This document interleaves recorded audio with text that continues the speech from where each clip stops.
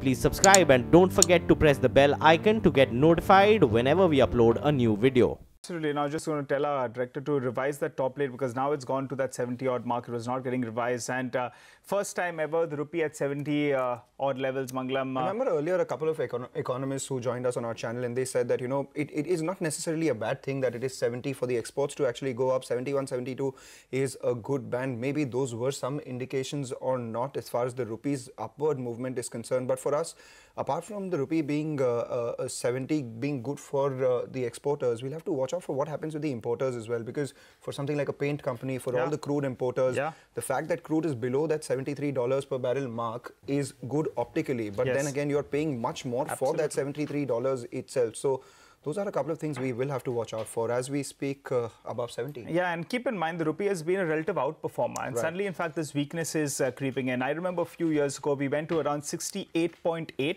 and from there, in fact, the rupee didn't really go towards that 70-odd mark. We even went down to around 63-odd levels. If I'm not mistaken, it was in August 2013, I think. That was the time when, in fact, the rupee went to around that 68.8, and from then on, it didn't move beyond that 70-odd mark. In fact, we saw some strength, and if you compare it with other currencies like the Brazilian real, if you compare it with the Russian ruble, the rupee has been a relative outperformer. But given that the dollar index has now moved to around 96.3, that's the highest we have seen in more than a year. The rupee now is giving up some of those gains and in fact trading at around that 70-odd mark. But I think let's get a view on the index from Ashwini, and then in fact we'll get back to the rupee. Let's do that. Ashwini, your view on the index? See, on the index basis, I think, we'll get used to 70.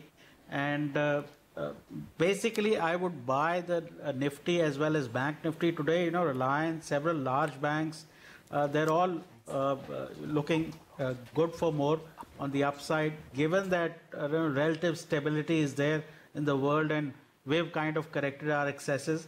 So even now with rupee at 70, etc., I would like to buy into both these indices, because if your current account deficit gets fixed because of exports going up, that's also a positive. So there are many ways of looking at the same thing.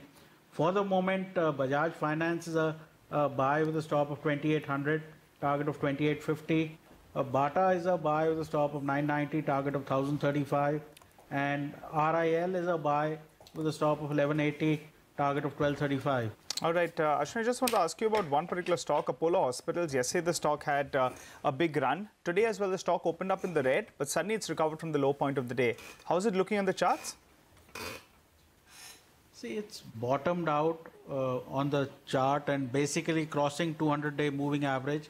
Now, it's not the kind of stock which goes up 4 or 5 times. I think the upper end of the range, maybe 1240, 1250 now opens up here. So for the moment, I think the downside is 900, 940. So from there, you are getting into a bit of an upside, which could be, 150 to 200.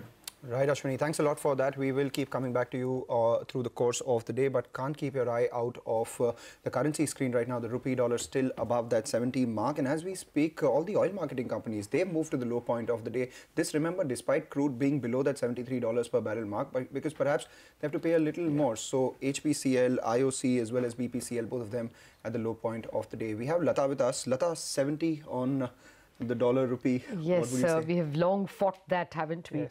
Well, it's not a matter of panic. It's just another number, actually. And we've been way too stable for way too long. And it is just as well. I want to repeat, Nigel, aren't steel companies happier if the rupee goes, a little weaker?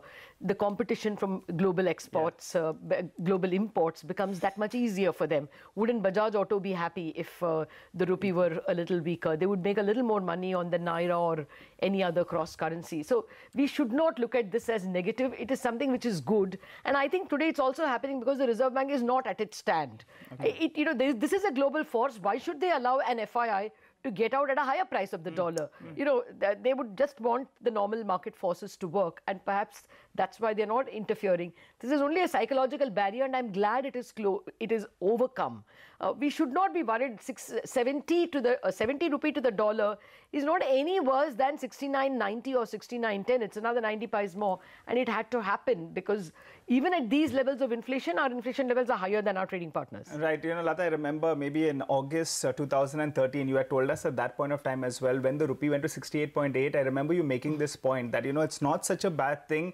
Keep in mind that those companies that are exporting, they will be happy. And, you know, the competition for steel, you had referred at that time, as well as auto. So 70 odd mark.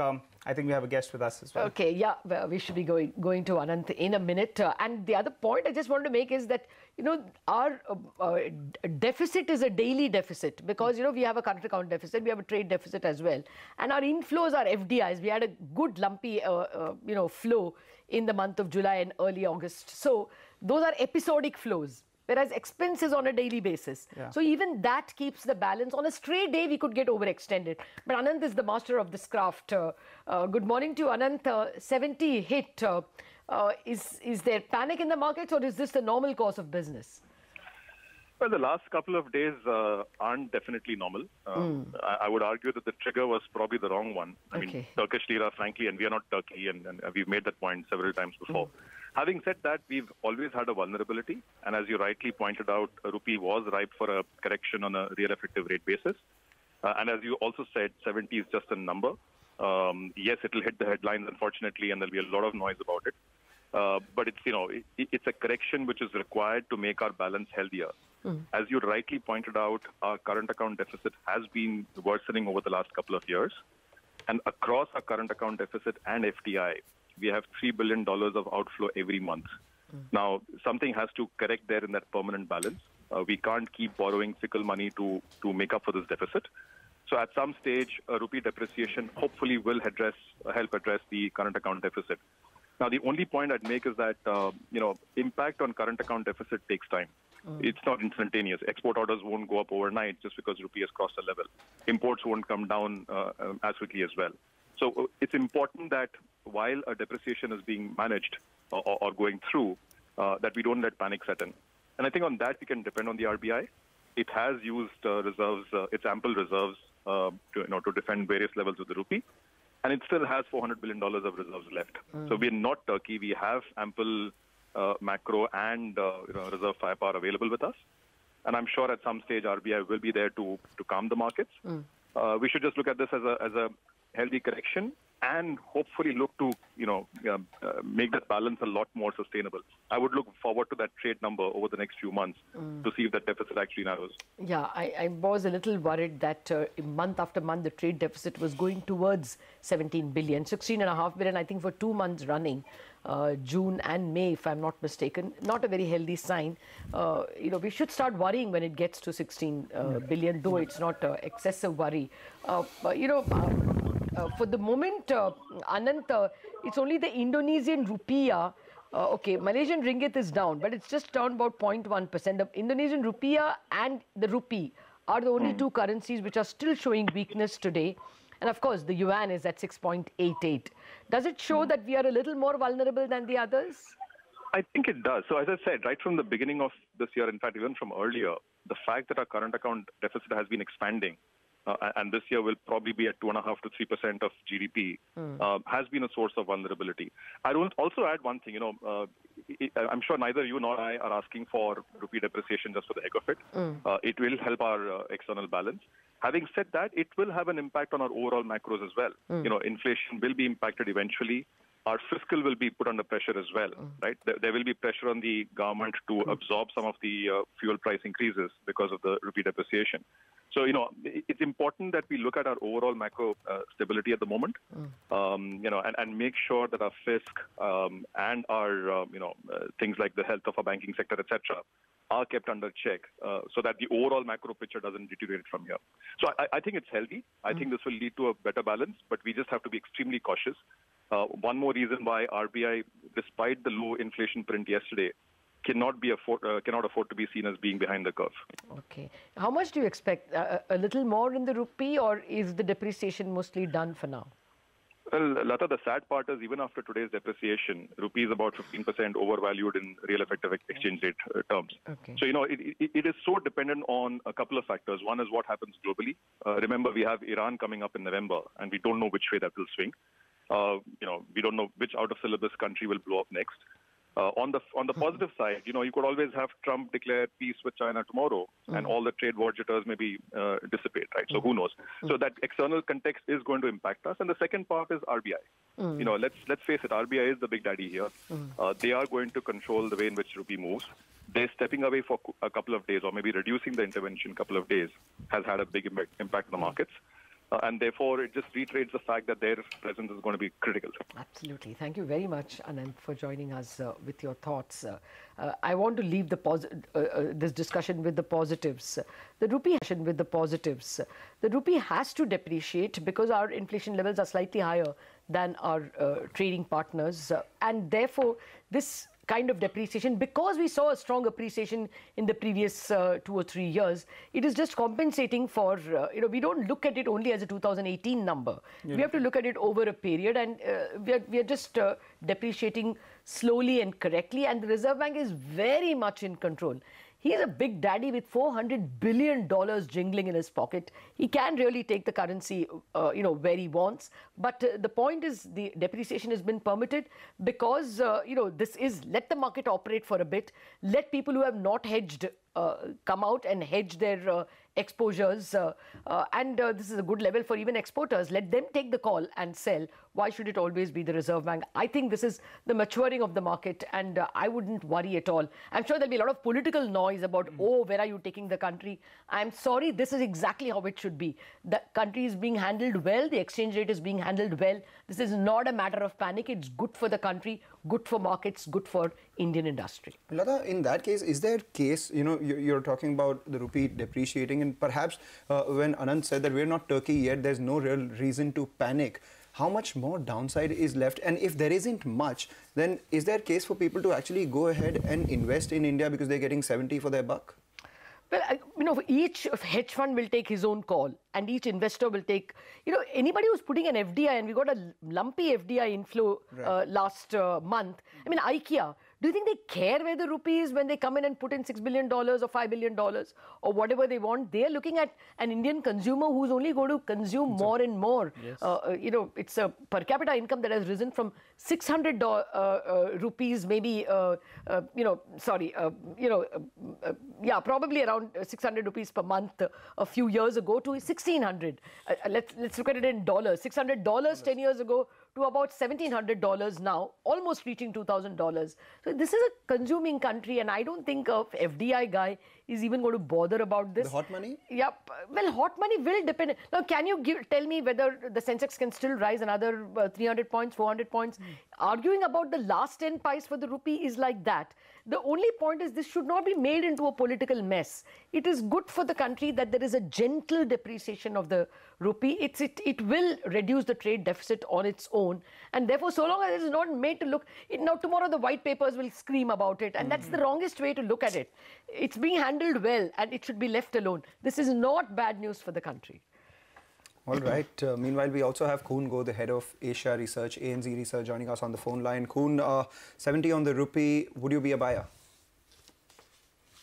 Probably not at this particular point in time. I think the sell-off does look a little bit overdone, but then again, with sentiment this sour against EM generally as a result of what's happening in Turkey, we really need to see some kind of circuit breaker before some confidence can return and we see investors coming back in. I think for now, investors remain cautious, and so must we.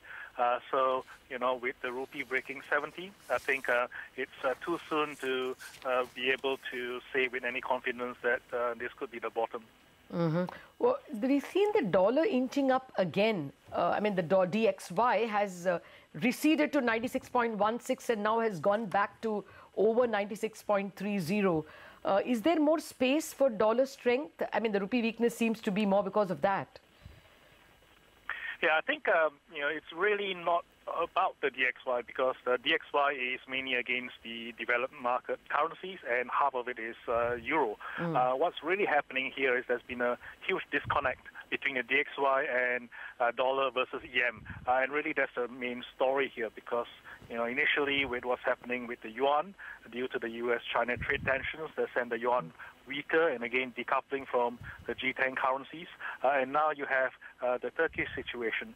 So there's, I think, concern now about, where else could stresses pop up, given that we've had two instances of these shocks within a short space of time, especially with a backdrop where the Fed looks like they're going to continue to hike rates and shrink their balance sheet, thereby reducing global liquidity. I think there is still a lot of concerns amongst investors in the EM space about where the next shocks could transmit to.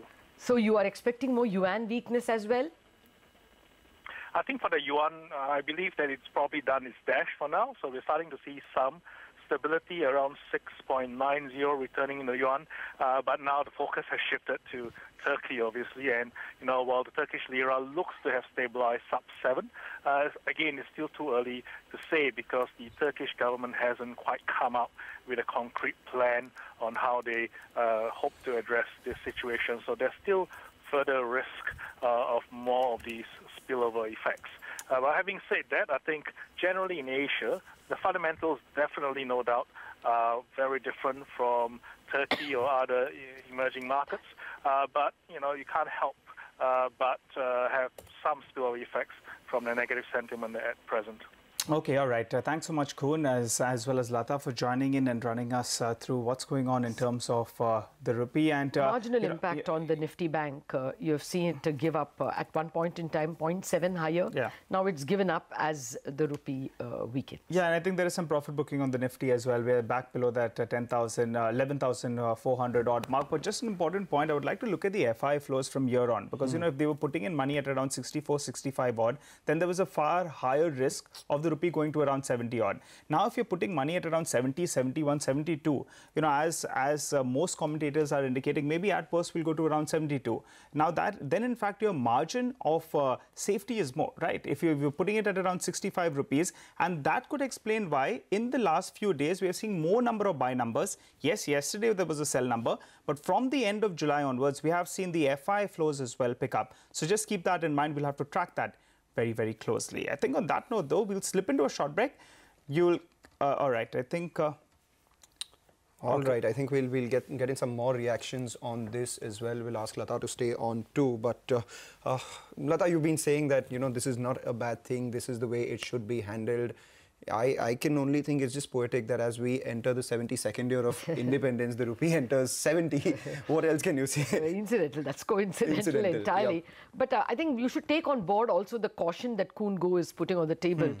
As the global central banks crunch their balance sheet, the US growth at 4.1 is very strong. So the Fed is not in any hurry to stop its rate hiking cycle. And as the global balance sheets start declining, start crunching, emerging markets will see an outflow. Yes. And when it is further triggered by an event like Turkey, then the risk-off is only exacerbated.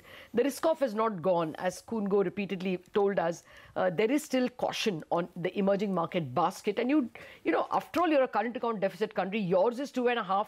Turkey is 5%, but you are a current account deficit country, so you too tend to get bracketed by hedge funds and other investors. I think we have Dr. Bimal Jalan with us. Okay, Dr. Jalan, what a pleasure having you, sir. Thank you very much indeed for joining us. The dollar now costs 70 rupees. For a lot of people, especially for political commentators and white papers, this will be seen as scary. What would you want to tell them?